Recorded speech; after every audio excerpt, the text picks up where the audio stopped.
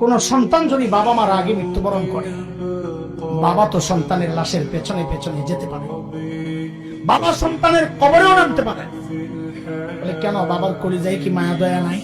আচ্ছা, বাবাও চিৎকার করে করে কান্না করবে, কিন্তু বাবাকে আল্লাহ ওই শক্তি সামর্থ্য মনোবল দিয়েছেন, বাবা সন্তানকে দাফন করে শোয়া কান্না করতে করতে উপরে উঠতে পারবেন, ওই শক্তি আল্লাহ বাবাকে দিয়েছেন।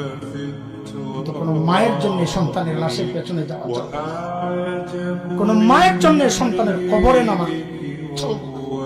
কেন, দুনিয়ায় এমন কোন মা নাই যে সন্তানকে দাফন করার জন্য কবরে নেমে সন্তানকে শোয়া দিয়া ওই মা আবার সুস্থ অবস্থায় উপরে উঠবেন, এমন কোন মা নাই। সন্তানদের শোয়া নিজ লাশ হইয়া শুয়া পড়বে। আরে ভাই, একটু জানতে চাই, এই যে মার কলিজা এত দরদ, এত মমতা, এত মায়ার ভালোবাসা, কারণটা কি বলেন তো? মা আমার দুই চোখের এক চোখ বানাইছেন সেই জন্য, মা আমার একটা কান বানাইছেন সেই জন্য, মা আমার শরীরের কি বানাইছেন? কি বানাইছেন? কিছুই বানান নাই।